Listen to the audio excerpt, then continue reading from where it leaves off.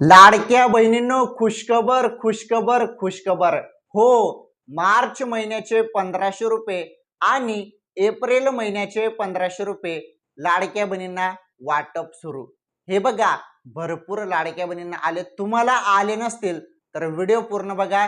ज्या लाडक्या बहिणींना हप्ताला अशा 4 बहिणी बँकेत गेल्या होत्या, त्यामध्ये पहिली बहीणने तिचं पासबुक चेक केलं की पैसे आलेले आहेत की नाही. म्हणजे पैसे काढण्यासाठीच ते गेले होते. पैसे काढण्यासाठी ते गेले होते. पासबुक त्यांनी कॅशियर ला दिलं, म्हणजे पहिली बहीणने.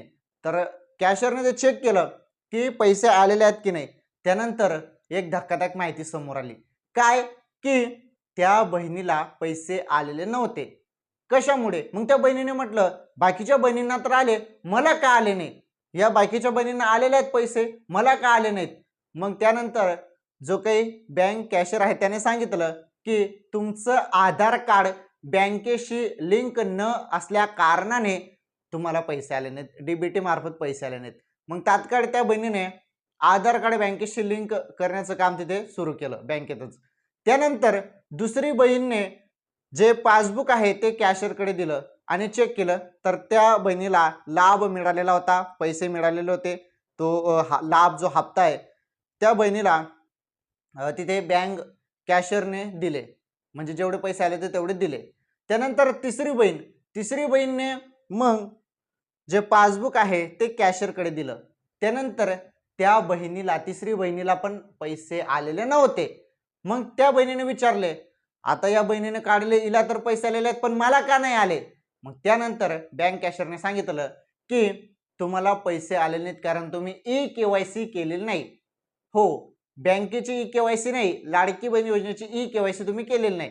त्यामुळे ती ई-केवायसी करायला पाहिजे होती. त्यामुळे ती बहीण फार नाराज झाली, कारण त्या बहिणीने ई-केवायसी केली नव्हती. आणि ज्या बहिणीने ई-केवायसी केली नाही त्यांना हप्ता थांबवलेला एकतर बंद झालेला आहे. त्यानंतर चौथी बहीणने जे काही पासबुक आहे ते बँक कॅशियरकडे दिलं. ओके. त्यानंतर त्या बहिणीला, चौथी बहिणीला पण पैसे आलेले नव्हते, 0 रुपये होते. मग त्यानंतर त्या बहिणीने पण विचारले, मला पण का आले नाही? माझं प्रॉब्लेम काय? मी सर्व ई-केवायसी केलेलं आहे, सर्व काही केलेलं आहे, बरोबर संपूर्ण व्यवस्थित कागदपत्रे सर्व दिलेले आहेत. केवायसी मी नुकतीच मागच्या वेळी केली होती, मग मला पैसे का नाही आले? चौथी बहिणीने विचारलं होतं. मग बँक कॅशियरने सांगितलं, हे बघा, तुम्ही ई-केवायसी तर केलेली आहे म्हणे, परंतु तुम्ही ती ई-केवायसी चुकीची केलेली आहे. त्यामध्ये पर्याय चुकीचे निवडलेले आहेत. त्यामुळे तुम्हाला ते पहिले दुरुस्त करावे लागतील, मग तुमचा हप्ता मिळेल. हे बघा, 30 एप्रिलच्या पहिले ई-केवायसी दुरुस्ती करता येणार आहे. मग 30 एप्रिलच्या पहिले तुम्ही ई-केवायसी दुरुस्ती करून घ्यावी.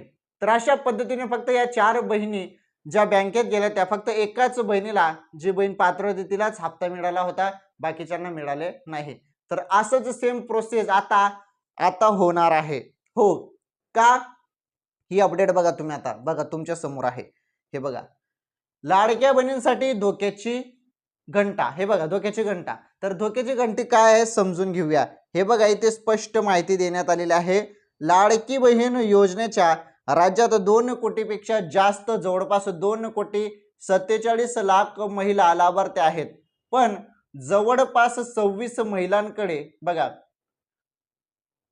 ई-केवायसी करण्यास पुरेशी कागदपत्र नसल्याने त्यांची ई-केवायसी प्रक्रिया अजून पूर्ण झालेली नसल्याचे समोर येत आहे. 26 म्हणजे 26 लाख महिलांकडे ई-केवायसी करण्याची पुरेशी कागदपत्र नसल्या कारणाने त्यांची अपूर्ण केवायसी आहे. लाडकी बहीण योजनेसाठी ई-केवायसी करण्याची मुदत आतापर्यंत 3 वेळा वाढवण्यात आली आहे. आता 30 एप्रिल 2026 ही शेवटची तारीख असून त्यानंतर ज्या महिलांची ई-केवायसी नसेल त्यांना योजनेचा लाभ मिळणार नाही. हे बघा, म्हणजे ई-केवायसी केवढी महत्वाची होती हे आता समजत आहे. ई-केवायसी केली नसेल तर हप्ता बंद होईल, लाभ मिळणार नाही असं इथे म्हटलेलं आहे. आणि ज्या बहिणीने ई-केवायसी केली होती परंतु पर्याय चुकीचे निवडले होते, त्यांनी 30 एप्रिलच्या पहिले लवकरात लवकर पर्याय दुरुस्त करून घ्या. ओके.